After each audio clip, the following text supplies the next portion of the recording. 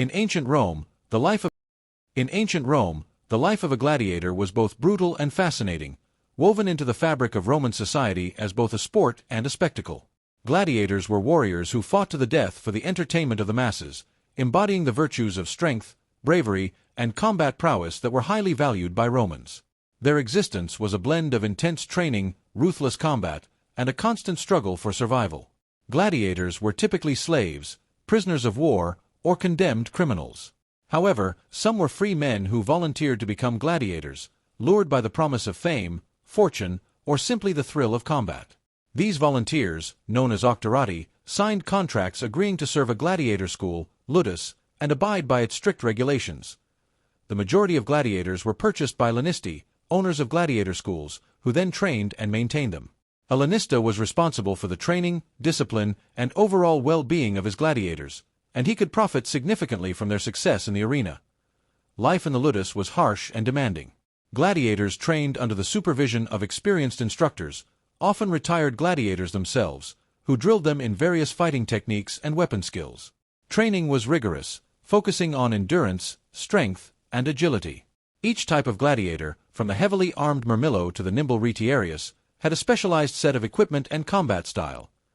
Diet and physical conditioning were crucial aspects of a gladiator's training.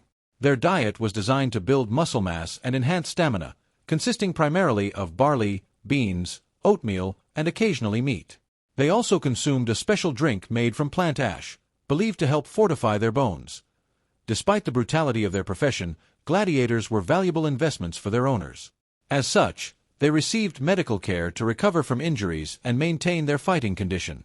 Experienced doctors, often slaves themselves, were employed to treat wounds and ensure gladiators were fit for combat. The pinnacle of a gladiator's life was the arena, where they fought in front of thousands of spectators. The most famous venue was the Colosseum in Rome, but arenas existed throughout the Roman Empire. Gladiatorial games, or munera, were elaborate events that included processions, animal hunts, executions, and the main attraction, gladiatorial combat. Gladiators fought in various types of matches, including one-on-one duels, group battles, and staged naval encounters called nomachii. Each match was a test of skill, strength, and strategy, often to the death. However, not all matches ended in fatality. If a gladiator fought bravely and skillfully, they could be granted missio, a reprieve from death, by the editor, sponsor, of the games or the audience. Despite their low social status, successful gladiators could achieve considerable fame and adulation. Victorious gladiators were celebrated like modern-day sports stars, with their names and exploits immortalized in graffiti, pottery, and even literature. Some earned considerable wealth through prize money and gifts from admirers. Fame also brought certain privileges. Renowned gladiators were often courted by wealthy and influential patrons who sought their favor. Some even received special honors, such as the ludus, a wooden sword symbolizing their freedom and retirement from the arena. The career of a gladiator was typically short and perilous, with many succumbing to the injuries and dangers of combat. Those who survived and gained their freedom often faced challenges integrating back into society, given their past and the stigma associated with their profession. Some retired gladiators found employment as trainers or instructors in the gladiator schools, passing on their knowledge to the next generation.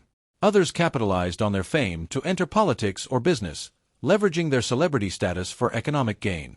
The legacy of gladiators endures through history and popular culture. Their stories are immortalized in films, literature, and historical records, capturing the imagination of people worldwide. Gladiatorial combat, with its blend of brutality, skill, and spectacle, remains a symbol of the Roman Empire's grandeur and its complex social dynamics. Imagine standing in the Colosseum, surrounded by the deafening roar of the crowd, the scent of sweat and blood thick in the air.